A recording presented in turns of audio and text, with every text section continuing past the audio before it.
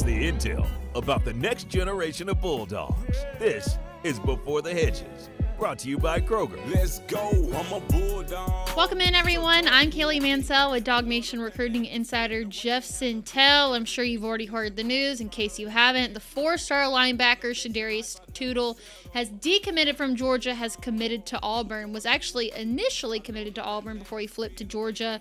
I think the big question ultimately comes down to is why? Gets a little tricky, Kaylee. First of all, this was a recruiting that we were told by a family source was locked with like 9 locks on it, as little as like 2 or 3 weeks ago.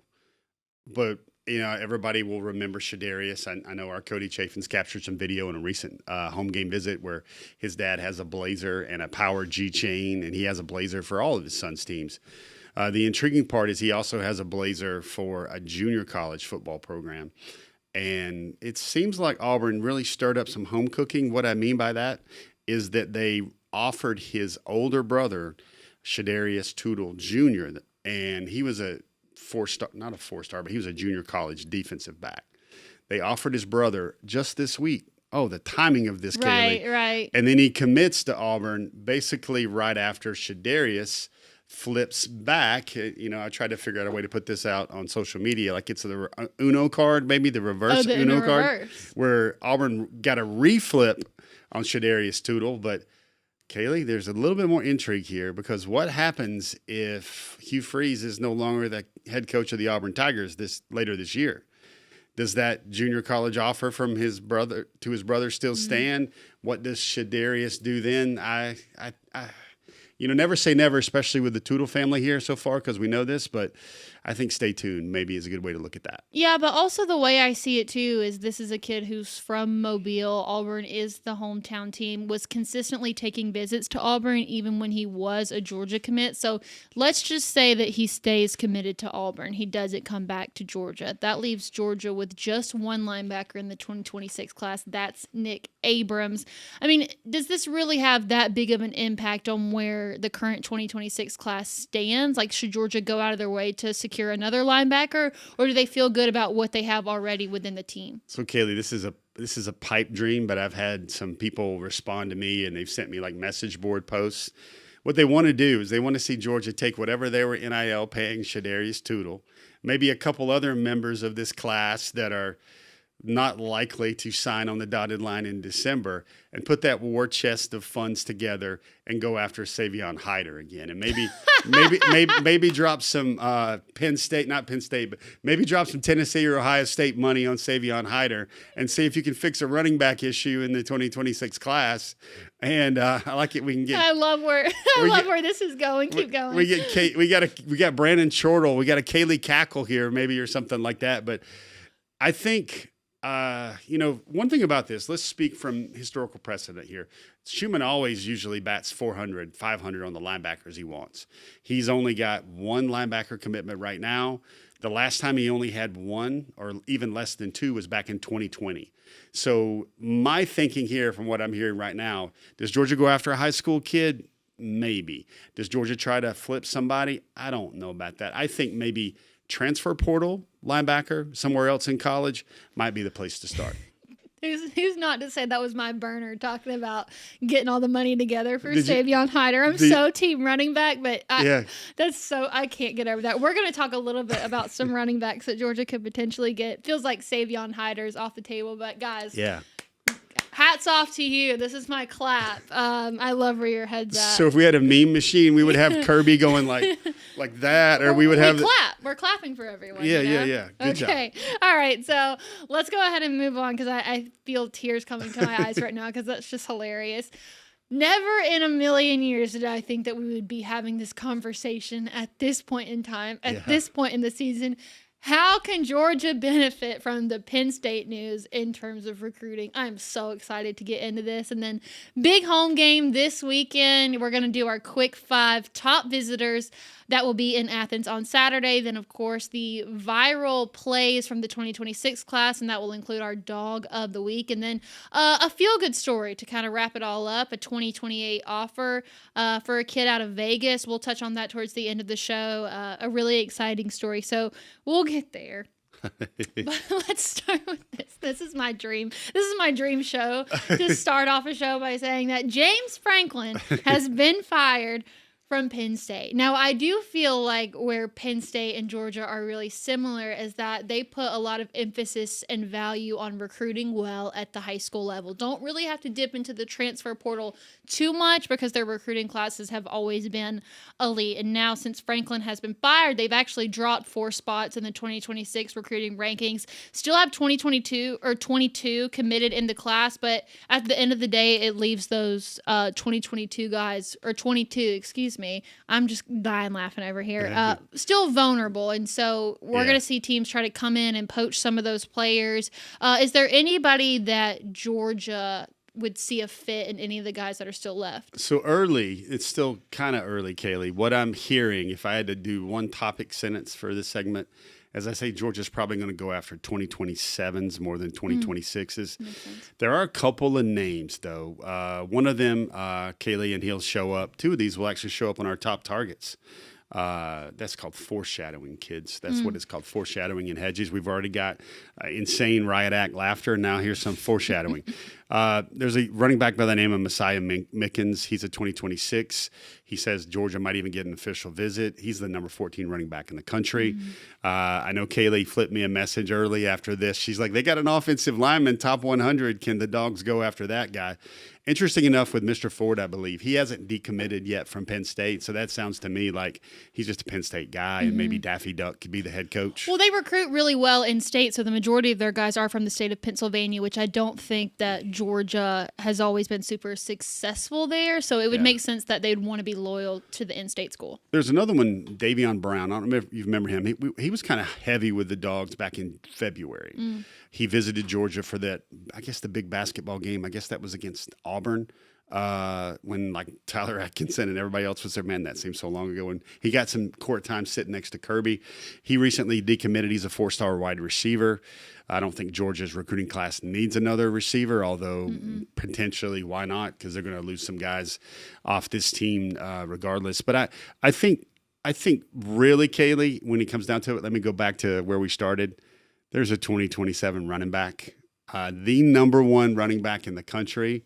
Come on, spell. And you're going to have to sit a spell when you watch his highlights because you don't want to leave your eyes off the screen. Kaylee, this is one of those where if you put together the chances of this play going 6 when he was over there pinned in by the sideline, not very likely. Yeah, he turns it into 6.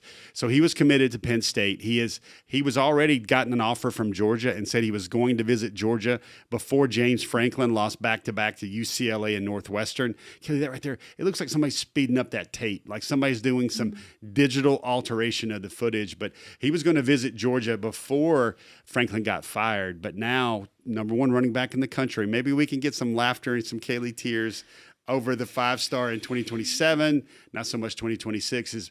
But this is a guy, Georgia, I believe, will bring both barrels in terms of recruiting intensity and pitch. Because look at him, Kaylee. He is just erasing dudes. There's no such thing as an angle there. One thing that's pretty cool watching this videotape, the things you notice, Kaylee, you've been to a lot of high school stadiums by now. The team they're playing, they're wearing blue. The scoreboard lights are blue on this, like the lights on the scoreboard, the numerals, the digital numbers, they're blue. But this guy's got basically everything you want: size, speed, power, burst. Look at that, Kaylee. That guy should have went down. That is definitely teach tape for missed tackles right there about wrapping up. But I think that's a name. And I think DawgNation, can I get an amen from the Kaylee corner about Georgia going after the number 1 running back in the country? Kaylee, if we want to talk about these slow starts, these stalls offensively, the biggest thing that's different is there's no James Cook. There's no even a Kenny McIntosh. There's no Zamir White. There's no DeAndre Swift, Nick Chubb, Sony Michel. There's not one of those guys where you go like Georgia has one of the best running backs in the country on this team right now. No offense to Nate Frazier, no offense to Chauncey Bowens, but I don't think anybody puts those names in the short list of the best running backs in the country. Does it make me feel happy that they're still not going to go all in on somebody in 2026?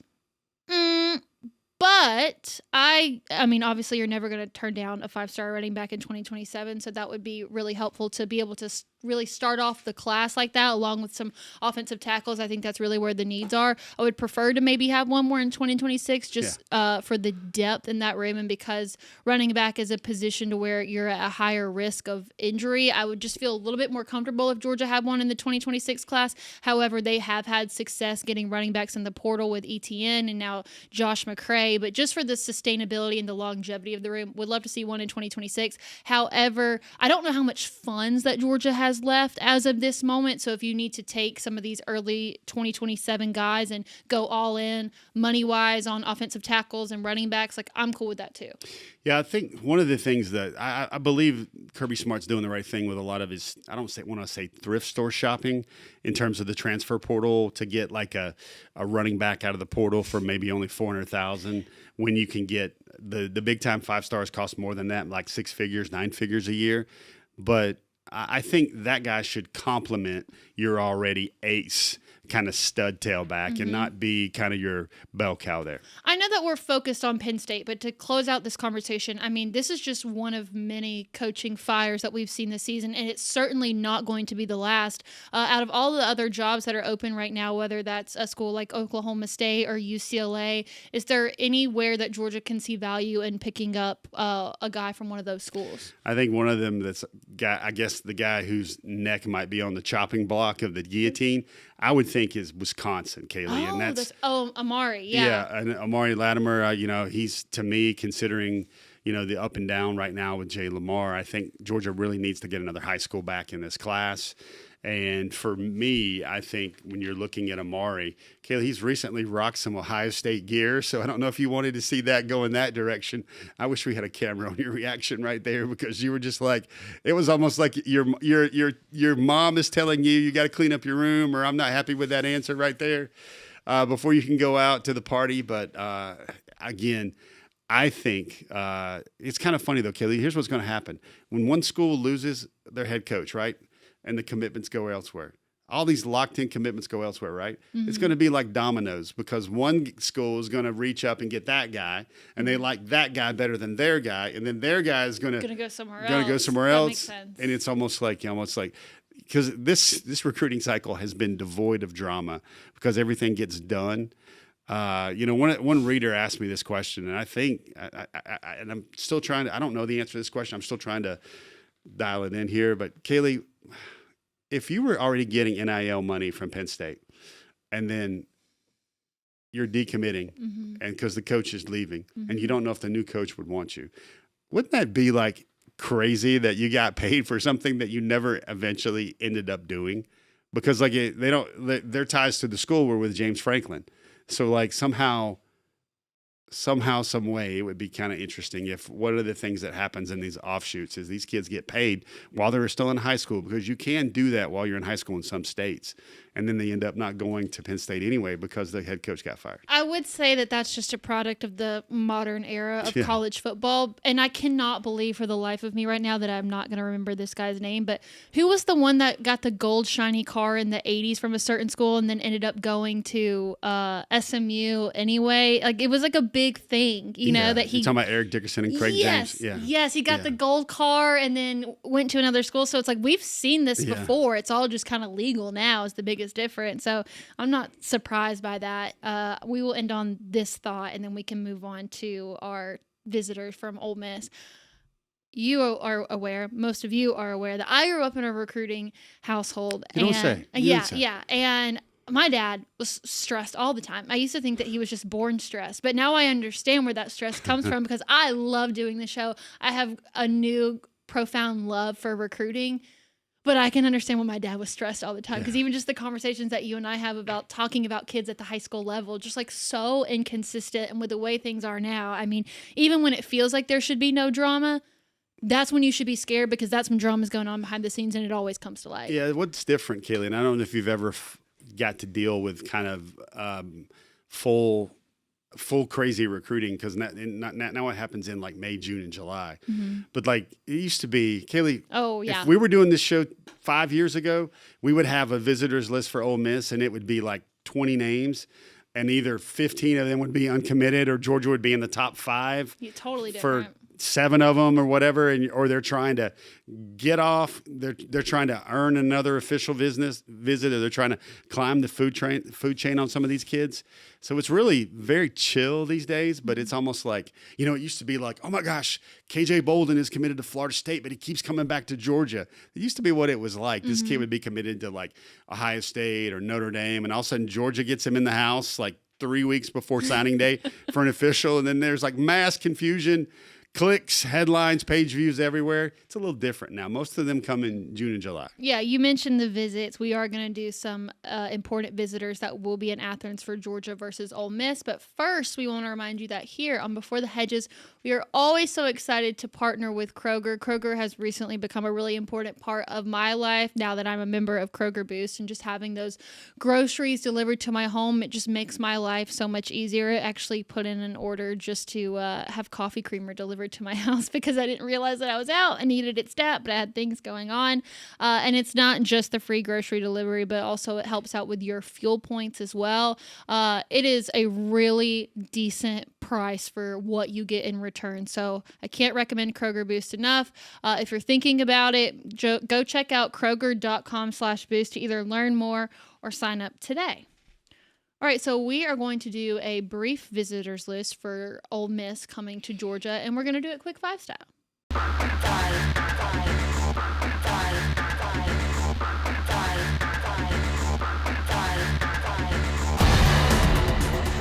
It's been a while since we got the chance to put our 5s up. We're going to start right at the top. Maybe the number 1 visitor. It is 5-star tight end Brock Williams out of Libertyville, Illinois. He's the number 33 player overall in the class of 2027. First off, can we address the fact that we've seen so many 5-star tight ends named Brock in the recruiting classes lately? Like, I don't know how this trend started happening, but we've seen this before. In a game like this, do you think it's important for him to see tight end production just because we really haven't seen as much out of the tight ends as we would typically expect from a Georgia football team? Yeah, Kaylee, if I could put a sports entertainment wager on this game, I would say that Georgia's tight ends catch about 6 or 7 combined balls this weekend. And it's funny because Brock's down to a final 3. And I'm with you there, Kaylee, on the first names and Brock. Imagine in the state of Georgia, like 15 years from now, there are going to be a lot of tight ends named Brock. So many Brocks, so many everythings. But so Brock really likes Georgia. And when I mean really likes, I mean he's the type of guy you should pay attention to this weekend. Number 2 tight end in the country. He camped here this past summer with Caden Prothro, worked alongside him. He really wanted to see how Hartley coached and to see if what he told him would be the way he coached was actually the way it played out on the field. He said, Kaylee, and I'm going to clean it up a little bit for our 8-year-olds that are diligently watching their Before the Hedges right now. Starting them young. Yeah. He said watching Todd Hartley coach tight ends at Georgia was pretty much darn near perfect. He's down to a final 3 already, Kaylee. He will make his decision in December. I believe this will be the last visit he takes before he makes his commitment. He is a guy. This is what he told me. 2 things. I don't know which one do you think is more alarming. I can let you weigh in after you hear both. Number 1, he said that Hartley said his high school film does remind him of Brock Bowers. Hartley doesn't play that card a lot. And for Brock Williams, he told me that he said that stuck with him when he said that. It was a nice thing to say, nice compliment. Kelly, I can go through my records and pull out the receipts. Hartley's does not tell recruits their film looks like Brock Bowers very often. I don't know if he's ever played it at all. Maybe he told Mark Bowman that. Mark Bowman didn't articulate that because Mark Bowman really looks like Brock Bowers. Second thing he said was this might make you laugh again. I'm going to prepare you for it. Buckle up. He said he's watching Twitter and social media and all these Georgia fans complaining about tight end usage. And he's like, he's going to have a conversation with Mike Bobo about what he sees are the future of the tight ends in his offenses going forward post Todd Monken. He's going to have that conversation. So first of all, you have a recruit that's very worldly of what's going out there in terms of social media and everything else. And he's got Kelly, I think it's a fair question because like when I talked to him about it, I think Georgia's tight ends had like 9 total catches on the year. And I think Elias Williams had 4 of them in like 1 game. So he's going to want to know about that. Kaylee, I'm just going to say this. Georgia's tight ends walk the dog against Ole Miss, and that means kind of remember that performance they had against Tennessee last year, where Oscar Delp went crazy. If Georgia can replicate that in front of Brock Williams, that's going to go a long way. It's Texas, Ohio State, and Georgia in his final three. And believe me when I tell you, I think Georgia's right in the middle of that. I want to make this quick so we can move on, but I do have a question about how much does a 5-star tight end cost nowadays? Whew, good question. Well, first of all, baby Brock, Mark Bowman, has set the bar too high, too absurdly high, like Saudi oil money high. He's getting 2.7 a year.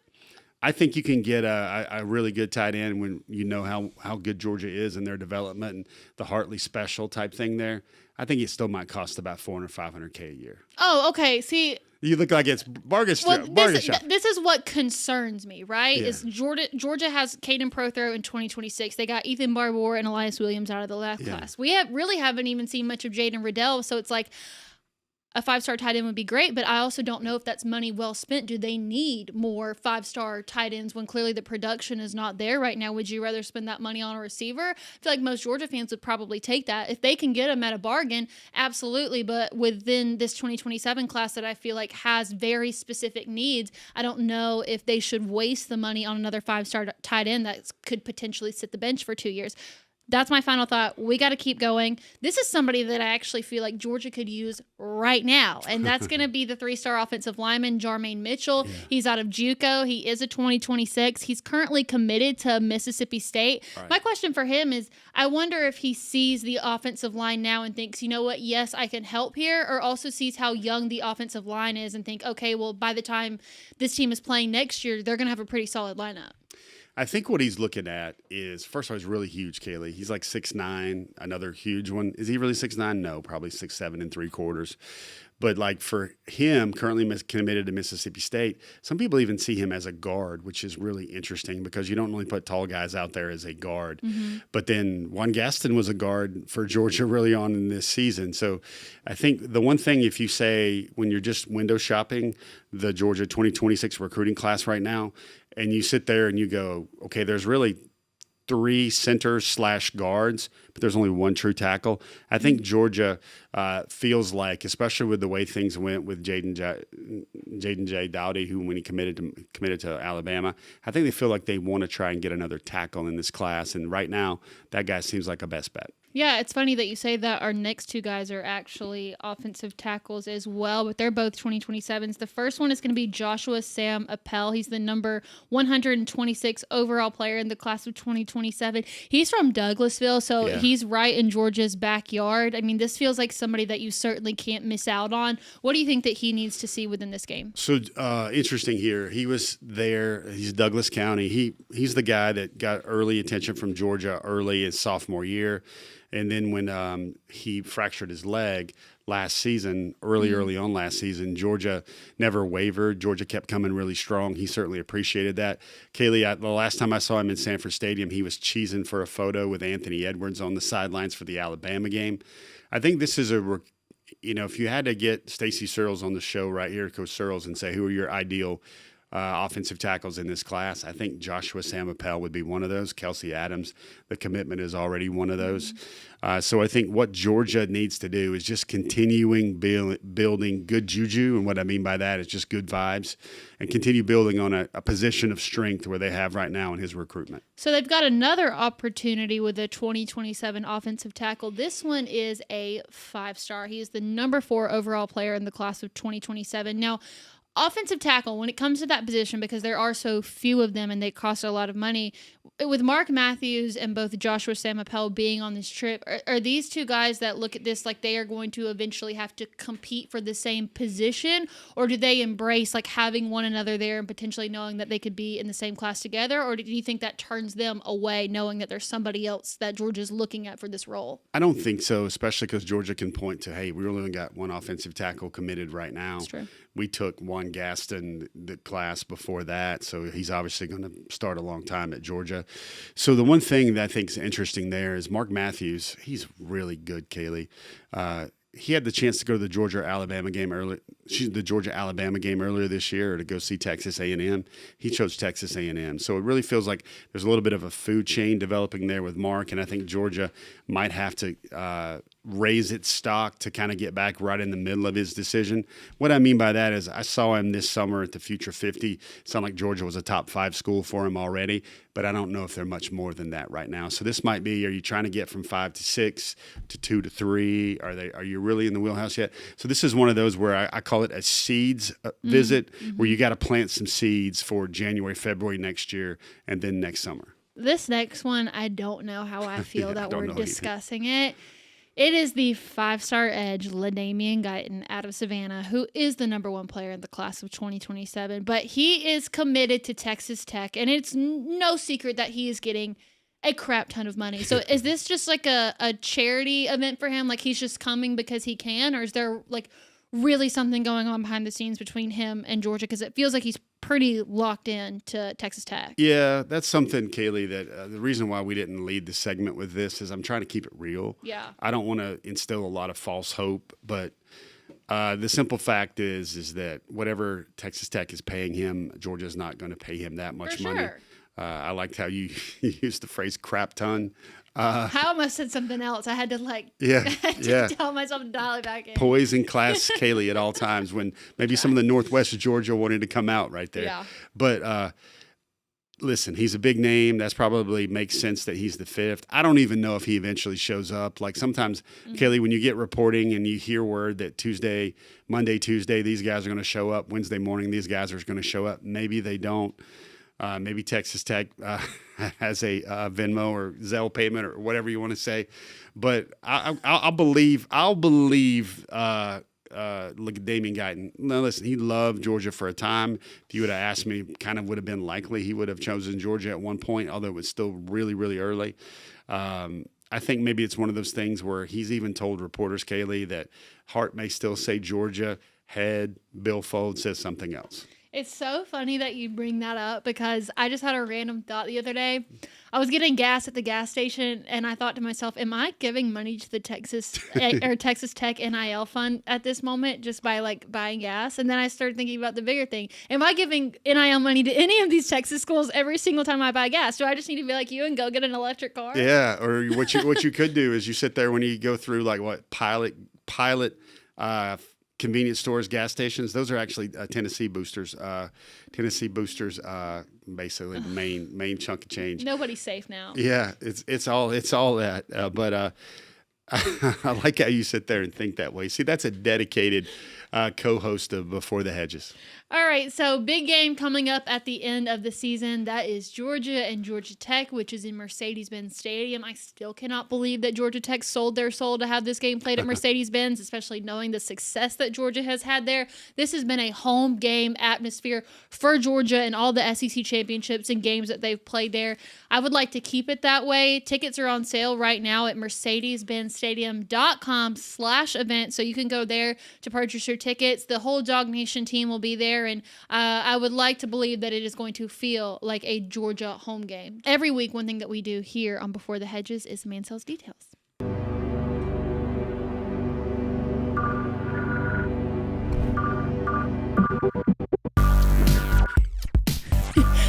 I feel like overall you get to say that a lot of fun is being had on this show today. Maybe too much fun. A lot of fun. It might be really cringy, but Jeff and I are having a good time. So let's keep the good times going. We'll start out with our first highlight from the week. This is going to be Craig Dandridge, who's just been having an incredible season for Cambridge. Cambridge is one of those high school teams that has really surpassed the expectation for what was set in place for them. He's done really well with this quarterback that Cambridge has brought in. Great catch right over the defender, then just takes it all the way back to the house for a 74-yard touchdown. Kaylee, he had 14 touchdowns last year in 12 games. He already has 14 this year. I'm going to drop a prediction right now. I'm going to speak this into the world. This guy's going to have 20 touchdown catches this year as a senior, and it's been a long time since a Georgia football player. It was Talon Taylor last year, but you don't usually see that in the state of Georgia. So Craig Dandridge finishes the night with 6 passes for 150 yards, or caught 6 passes for 150 yards and 3 touchdowns. All right, let's move on to another Georgia wide receiver who's continuing to have standout performances.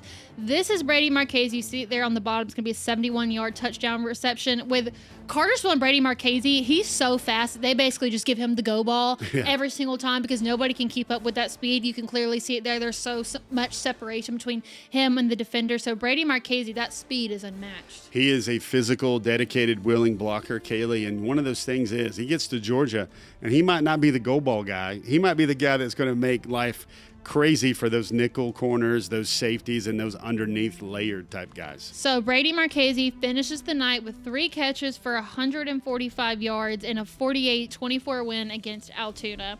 Let's keep it going with the pass catchers. This one's going to be a tight end. This is Lincoln Keys, who really has done it all for his team. We've seen so many highlights from him. You see him right there out on the corner. Ooh, what a great block by his teammate, and then just takes it to the house. I don't know. Look, people are taking the pink October thing. Big fan of breast cancer support and research.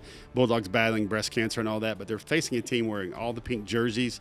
But then when you don't match up to the physical end of things, Kaylee wants to Now that I'm looking at it, it wasn't his teammate. I thought it was a good block by the teammate. It's the opposite crashing into each other, but also that's great football IQ to like see that happening and go right around. So I thought it was his teammate. I was going to give him some support, but no. I guess that pink really does stand out. So it also looked like sort of like the Roadrunner and the Wile E. Coyotes, somebody doing themselves in. I'm right there on that play with a bone.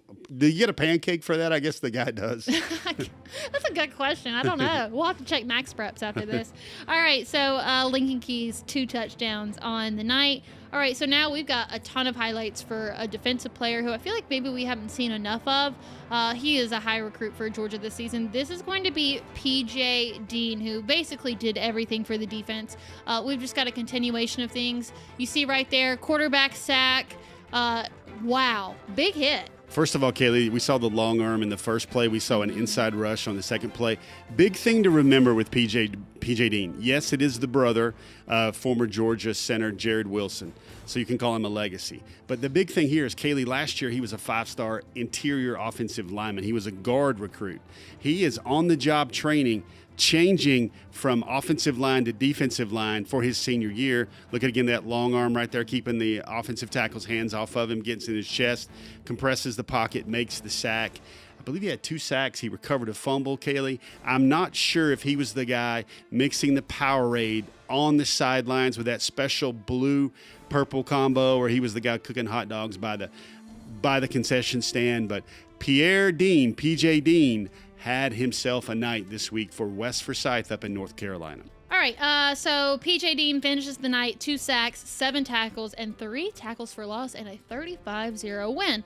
One more person to mention, that's going to be the 5-star tight end Caden Prothrow. He had 4 receptions for 89 yards and 2 touchdowns and a 44-7 win against Mount Zion. Now, he is playing wide receiver for Bowden at the moment, but he will be a tight end at Georgia. With that, I've been excited to get to this one because I know Jeff's got a lot to say about this performance. So let's go ahead and move on to our Dawg of the Week. I'm a big dog, no leash, you all part, no teeth. That's a whole lot of wins on me. That's a whole lot of wins on me. All right, it's Jared Curtis, the 5-star quarterback out of Nashville, Tennessee.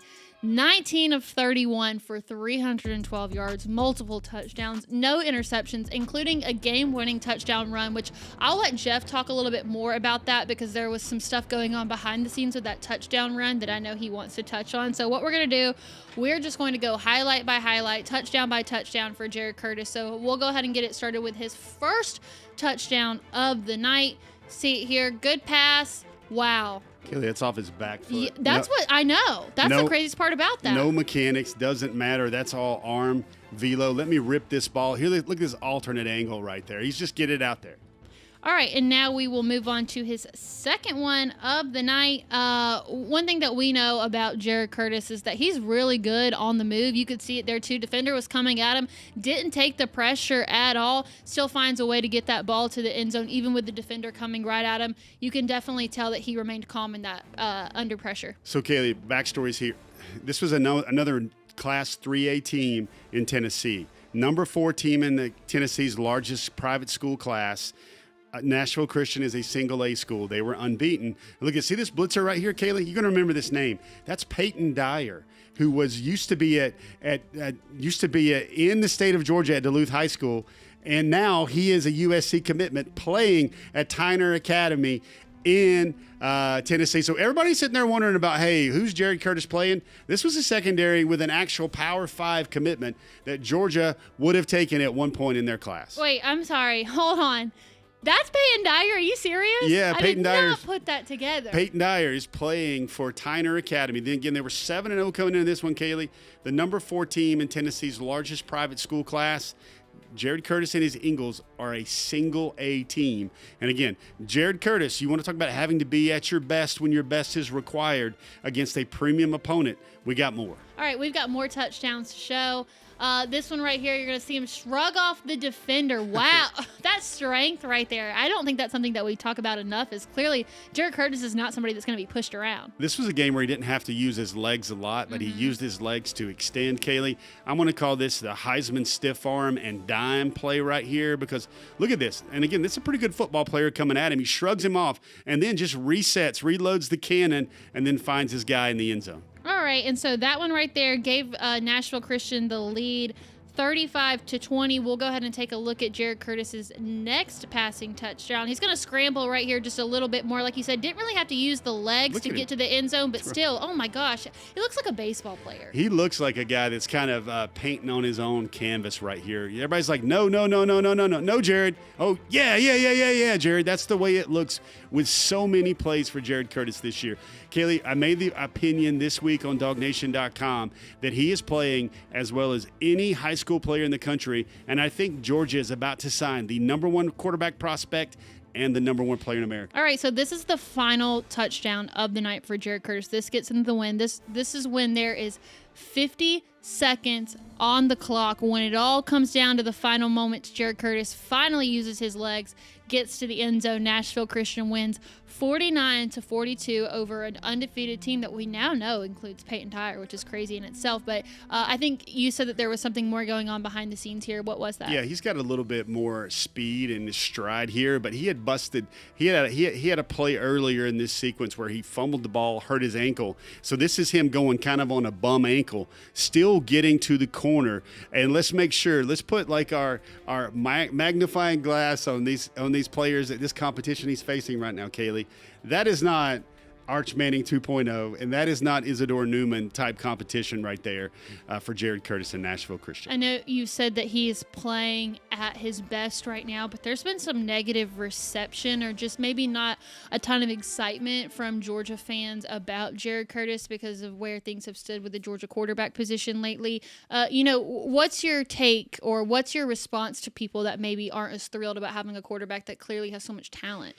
I wonder if people are like, okay, they don't need Jared to come riding in on his red and black horse. Mm-hmm. His childhood horse is named Bomb, by the way, which is just perfect for Jared because Georgia's already won the Natty and there's no drought. Or then I think people look at 5 stars these days and like how very few Nico Imala, Arch Manning, Malachi Nelson. I like how you kind of skipped over that so you didn't have to say it. I'm just repping it out. Imala trying to go through that, but I wonder if people have kind of 5-star burnout where these hyped guys are not really making it work in college football.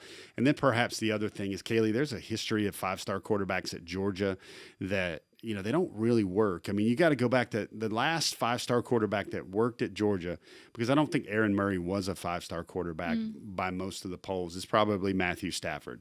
So you sit there and you go JT Daniels, Brock Vandegrift, Justin Fields, Jacob Eason, and now Jared Curtis. I want to maybe there's a little bit of 5-star fatigue. Kaylee, what do you think about that? Why aren't people more excited about this guy right now? Is it Dylan Raiola hangover where they had a 5-star a couple of years ago and then he left him at the altar late? I'll make it really brief because I know that we have to move on, but I think it's just what we've seen under Kirby Smart at the history of the quarterback position. Kirby is very loyal to the guy that he ultimately chooses at the end of the day, and sometimes people don't always agree with that loyalty, and so just because they feel like they've been burned in the past by Kirby's loyalty to quarterbacks, I think it's one of those things that it's like, like, okay, this is a 5-star quarterback. We're going to be spending a lot of money. He's really exciting. But how long are you going to have to wait to see him, especially knowing that you've got Ryan Puglisi, Ryan Montgomery? Kirby tends to go with the older guys in the room. So it's like, how long do you have to wait to see this kid? And does he even want to stick around that long? So I think for a lot of Georgia fans, that's what it comes down to.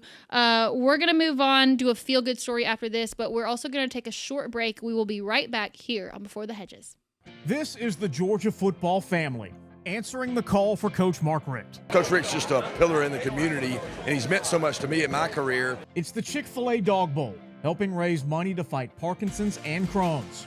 It's been amazing how much fun everybody has. Coach Kirby Smart, his players, and UGA legends all coming together. If Coach Richt was doing this in the Middle East, I'd be there.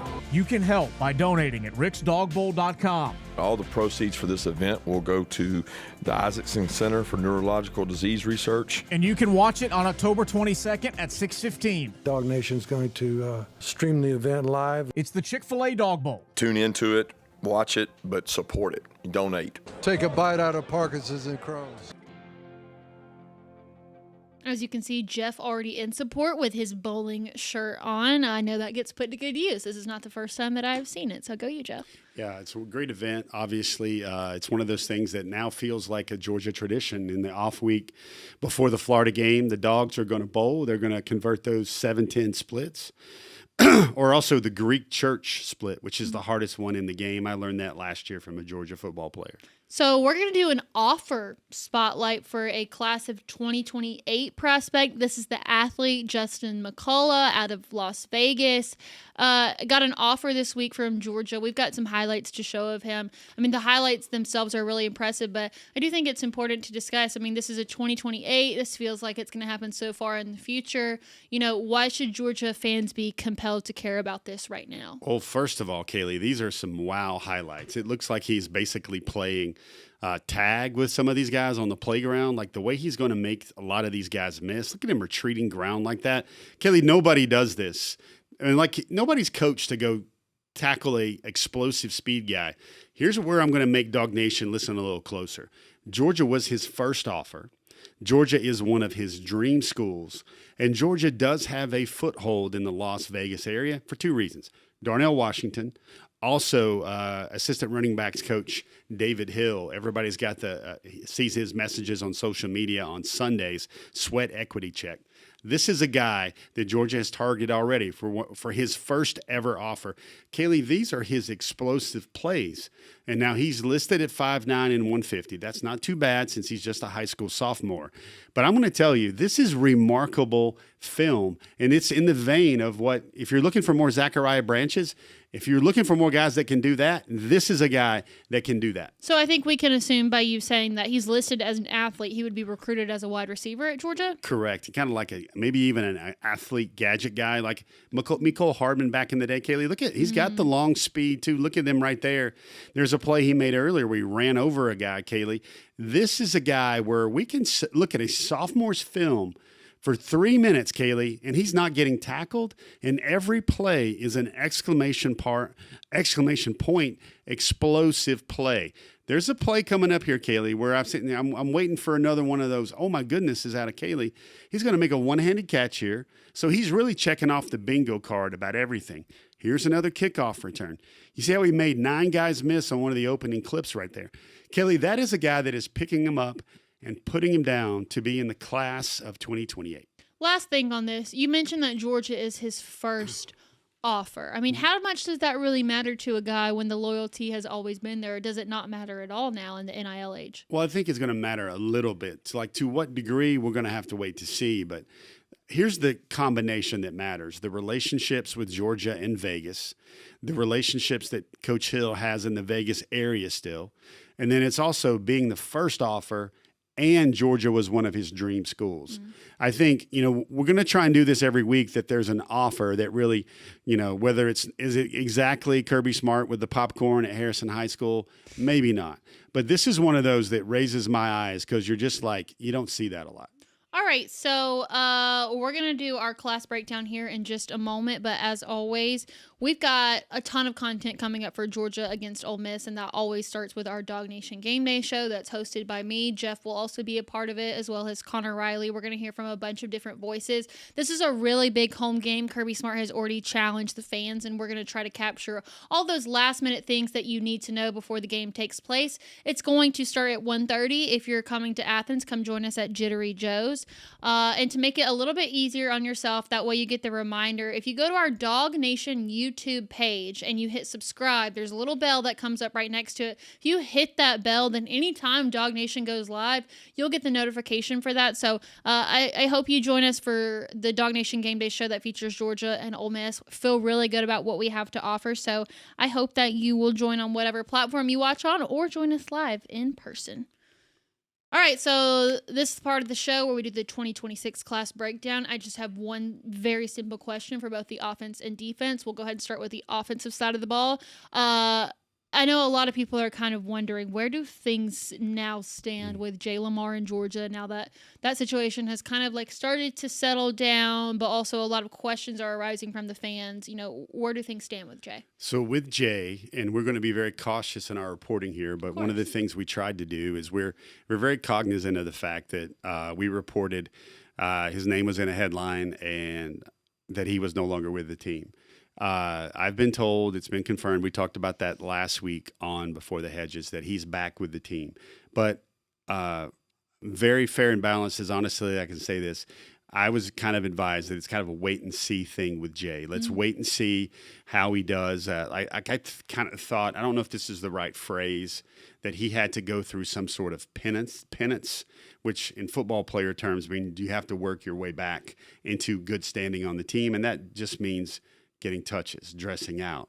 I don't know. Well, Jay hasn't dressed out yet, even though he's back with the team. I've been told to take a look at the Camden County game, which is still coming up, and to see if he's playing in that game, then Jay Lamar has hit a lot of benchmarks about getting back onto the team, showing contrition, showing that he has been a good teammate and a good part of the Colquitt County football team moving forward. And that's the time when, you know, I'll be sure when Jay Lamar's back on the team, there's going to be a headline that says Jay Lamar's back on the team. But back on the team to me means playing again for Colquitt County, because there's still a lot of ways these things can go. We want things to work out as best as they can for Jay Lamar, his future, and obviously Colquitt County football as well. So, again, everybody's in a rush to report news. We want to make sure that the news that Jay Lamar is back actually means he's back and playing for Colquitt County. So let's go to the defensive side of the ball, because there's going to be one name that is no longer on the list, and that is the linebacker Shadarius Toodle. But since this happened, there are two people in particular I want to revisit. We can group them in together. It's two of the people on this list that do not have a lock by their name. One of them is Seven Cloud. The other one is Justice Fitzpatrick. Because with Shadarius Toodle, even though he was taking visits, we kept saying, like, it's fine, it's fine, it's fine. And then it wasn't fine. So for someone like Corey Howard, who is taking consistent visits to Alabama, he has that relationship with them. Justice Fitzpatrick does not have the lock. You know, for those two, I think it's important to understand, like, are we still as confident in them as we were, you know, before, if that makes sense? I'm glad you asked me a question about Corey Howard right there. Kaylee, this is the weekend he takes his official visit to Alabama for the Tennessee game. He's had that one circled for a while. He told me after the Alabama game that Georgia had the right vibe, had the right feel, that Georgia increased its hold on him in terms of keeping him as a part of the 2026 class. I thought that was necessary for Georgia to build up a lot of equity in terms of that commitment to be able to withstand all the good vibes he's going to get from Alabama and all the conversations. Alabama, Kaylee, while Georgia has been over the 30 mark for months now in terms of overall commitments for the 2026 class, Alabama only has 22 commitments right now. I believe they're number 4 in the country. So they're going to try and find defensive linemen when they can. So they're going to make a push for Corey Howard this week. The other name you brought up, Seven Cloud, I think Georgia's going to move on from Seven Cloud. I don't think he's going to be a part of this class. I don't think that'll work out for lots of reasons as we have kind of went through over the course of this year. Again, you can never sound confident if you say this will never happen, but I don't think that Seven Cloud will be a part of this class. He hasn't decommitted yet.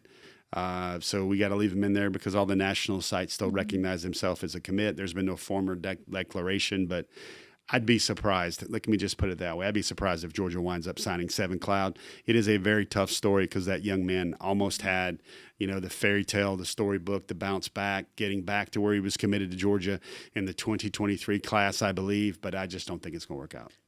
We could never forget the special teams on the show, especially because special teams just across all of college football has been wild. So if you want to know more about the 3-star kicker Heron Zarakat and the 3-star punter Wade Register, go watch our last 2 episodes of Before the Hedges, and you will know everything you need to know about these guys.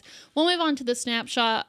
The crazy thing is Georgia loses a guy, but the class rank doesn't change. Still at number 2 at the moment. They've got a lot of guys in the class and also just enough blue chip to where it doesn't really matter. Shadarius Toodle wasn't one of the higher ranked guys in the class, so it doesn't really affect that. Now, I do want to go to top targets because we've got 2 pages to show you tons of movement. Right there, you see it 5 through 8. So 2 new names on the list. You've got Eddie Alford, who is a Memphis commit. You mentioned Davion Brown earlier in the show, but also you had guys who were on the initial list that moved down. That's the 3-star running back Will Rejecki and the 4-star offensive tackle Tyler Chuckiam, which I think that one surprises me because with all the uncertainty at Florida right now, I kind of figured that he would have more of a what's it call it when your eye, like a, he's got a whatever wandering eye. There we go.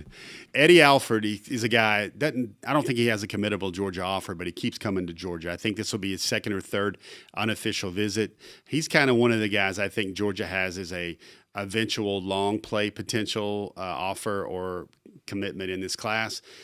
You mentioned Big Chew at South Paulding. Tyler Chuckiam, he's just not visited, Kaylee. Remember how we talked about it? That's right. He was said, man, I'll take an official visit if they keep it up and they want me. But he's had the Alabama game now. It's the Ole Miss game. Really the only opportunity left is the Texas game. So, and then he keeps showing up at Florida every week too. And he's part of that, Gators going to turn it around crowd. Will Rejecki, still very interesting. He does have an offer, although it's not committable yet.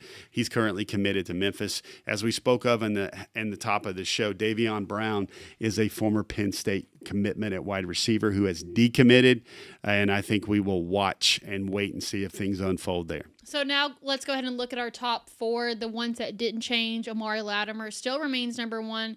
And Travis Stevenson, who is a Georgia Tech commit, he still remains number 3. Another Penn State guy added to the list, a running back, Messiah Mickens. I knew that he had listed his top 6 schools that he was looking to visit. He's going to take a bunch of OVs. And then we had talked about Jermaine Mitchell, the Mississippi State commit out of JUCO, who will be visiting this weekend. So talk to me a little bit more about the 4-star running back that Georgia has the opportunity to grab in the 2026 class. Yeah, it's going to be interesting. I think Mickens, he had an offer from Georgia. He's going to take a look, and he's a number 14 overall prospect, almost kind of similarly rated, right around the same range as Jay Lamar. That's kind of a wait-and-see thing there. You want to see him take an official visit this weekend, perhaps. I don't think that's happening that quickly. Or you want to see him also take maybe one for the Texas game. One thing, Kaylee, that I want to point out, we mentioned earlier the number 1 running back in the country for 2027, Kemon Spell, excuse me. He was committed to Penn State when Mickens was also committed to Penn State as well. So there's already, if you want to look through the tea leaves a little bit here, Georgia taking Messiah Mickens, should that work out, is not going to scare off Mr. Spell at all in the 2027 class because that's already what he was going to do. So I think there's some little bit of intrigue right there and subtlety right there in that. Well, Messiah's got to visit first. That's the main thing. He also has yet to decommit from Penn State, so he is a home state kid from Harrisburg, Pennsylvania, waiting to see what Penn State does when there were a lot of initial decommitments from this class. And then also there's Mr. Latimer. I think we might look back on things in this class and wonder wonder maybe perhaps the Dogs might have played things differently with Mr. Latimer 4 or 5 months ago. I don't know. I'm just happy seeing any version of a 2026 running back on the board. All right, guys, we have to get out of here. Thank you so much for DawgNation for tuning in each and every week. We will keep the good vibes going. I believe our show is going to debut next Tuesday night since we're going to have Dog Bowl on Wednesday. I hope you'll watch both. So we'll see you right back here next Tuesday for an episode of Before the Hedges. I love the family atmosphere and the way they handle